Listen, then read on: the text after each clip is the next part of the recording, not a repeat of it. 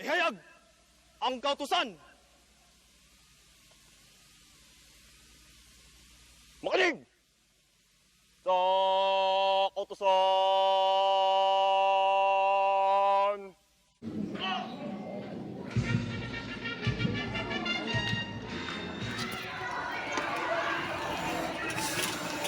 Hello, Magda. Alam mo na ba ang pipiliin mong kurso? Gusto ko kasi magsundalo, kaya mag-UUS ako. Uy, parehas tayo. Pangarap ko din maging sundalo.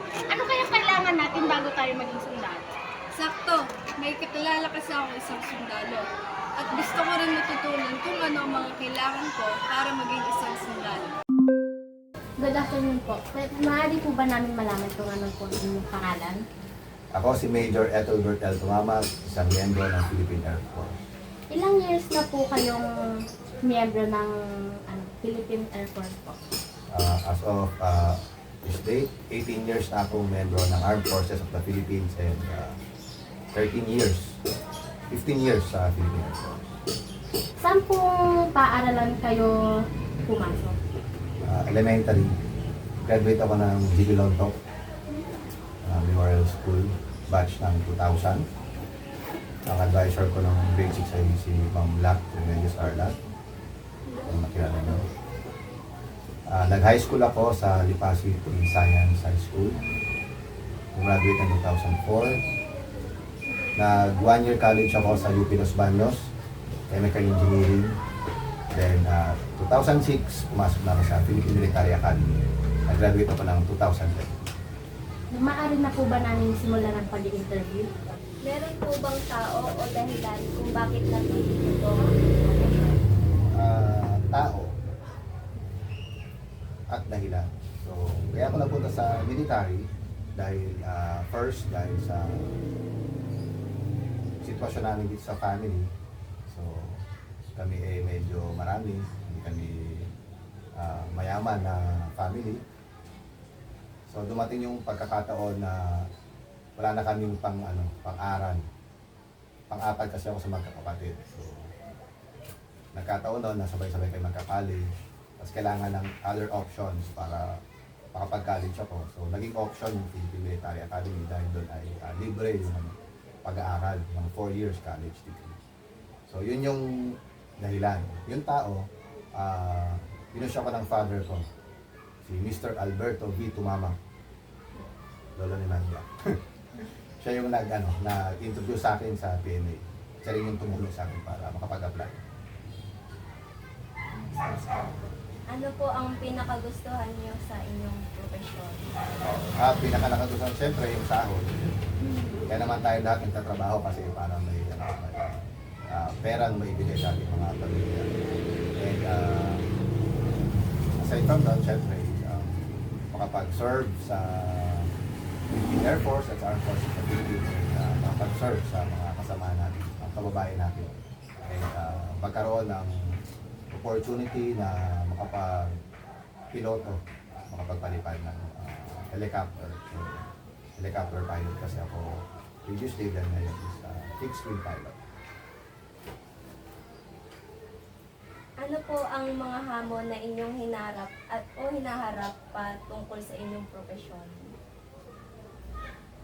Hamon na hinaharap sa profesyon. So, sa profession namin, sa military, ang main challenge is i-maintain yung physical status namin. Kasi, syempre, pag military ka, dapat physically fit ka parate and dapat is available ka 24/7. So, ibig sabihin, kahit anong ginagawa namin kapag kailangan namin mag-serve, so, kailangan namin mag-report. So kahit kami nasa bahay, nasa bakasyon, nasa pagdadalamhati, yan. So, ang sa military, priority ang service. So second priority lang or minsan third priority pa yung family at saka personal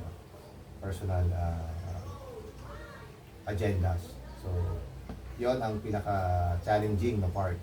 Bukod sa pag-maintain ng physical fitness, then yung maintain ng integrity ng bilang isang miyembro ng gobyerno.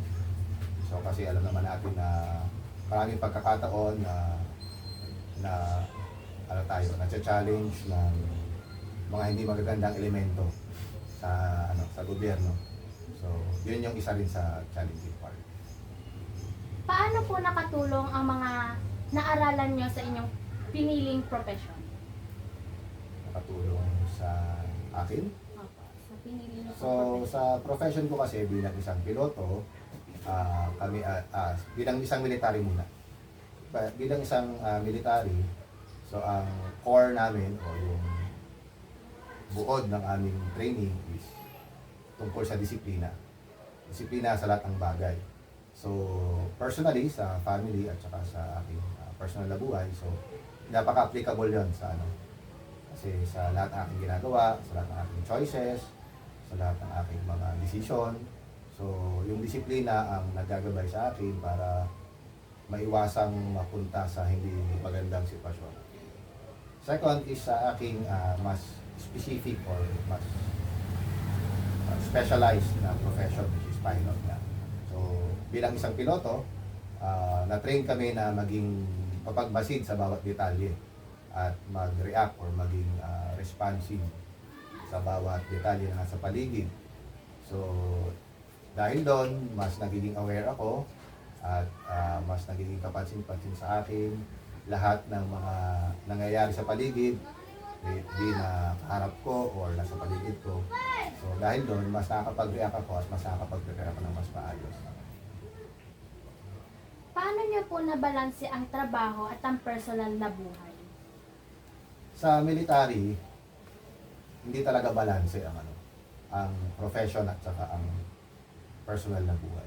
Sabi nga sa inyo, sa military kasi, priority ang service. So, ang family is second lang yan. So, paano ko siya pagsama? Di ba napagbalanse na pag-aana ng maayos? Is, araw-araw ko na-explain sa family ko, lalo sa asawa ko, yung orientation o yung ibig sabihin ng pagiging isang sundalo. So, sinasabi ko sa kanya na dahil ako ay isang sundalo, ang serbisyo sa pagiging sundalo ang una. Tapos, dahil ako ay nasa serbisyo, habang ako ay wala, dapat siya yung nag-act as magulang ng aming mga anak. And dapat hindi siya nakasandal sa presensya ko. So, madalas akong wala. Madalas sila akong hindi kasama sa birthday, sa graduation, sa anniversaries. So, yan ay hindi priority. Hindi man sa hindi priority, pero hindi yan naasahan na ma-celebrate namin parati. So, dahil sa naintindihan naman yun ng asawa ko at ng mga anak ko, so, mas nagiging madali. Pero definitely, hindi talaga siya balance. Kasi most of the time is nasa service kami. Ano po ang maibibigay niyong payo sa mga taong pipiliin ang profesyon na ito? Sa mga gustong magsundalo. Opo. Kung gusto nyo man, mga gustong magsundalo, napaka-rewarding ng pagiging isang sundalo. Napaka-fulfilling. Kasi nagagawa natin mag-serve at makatulong sa mga nangangailangan talaga. Lalo na yung mga nasa in distress or katulad nung nagkaroon ng Marawi Siege, Zamboanga Siege, nagkaroon ng Yolanda. So sa mga ganyang pagkakataon kasi, sundalo talaga yung inaasahan na magiging responders o mga taga-tulong sa mga naapektuhan. So dahil doon, nararamdaman namin na napaka-worth it ng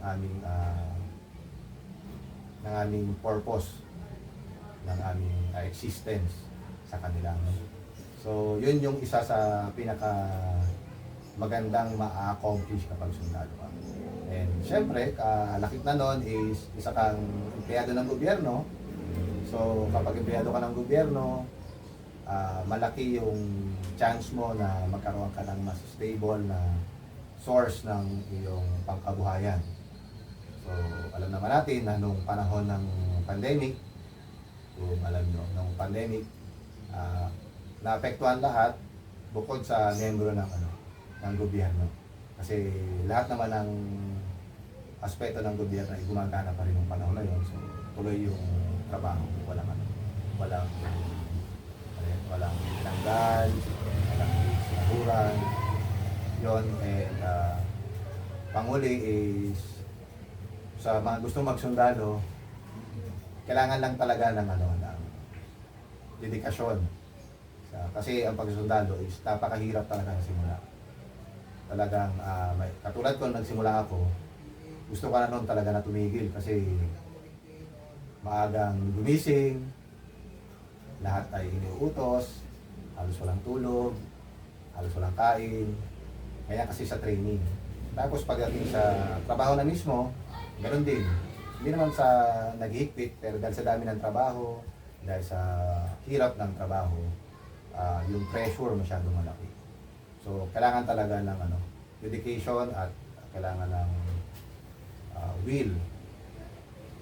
Kailangan, pag nangarap ka talaga mag-isundalo, dapat buo ang loob mo. No?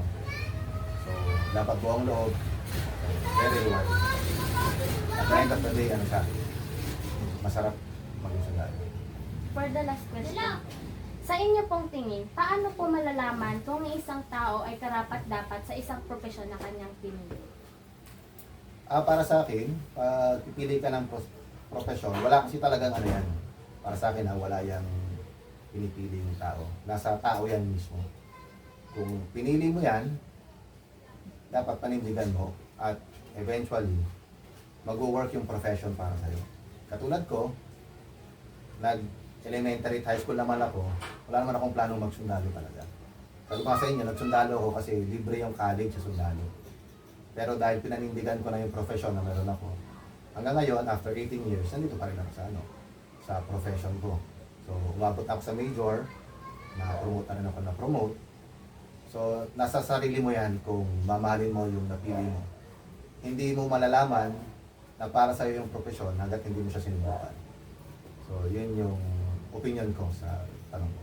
Maraming salamat. Thank you po. At mabuhay tayong lahat.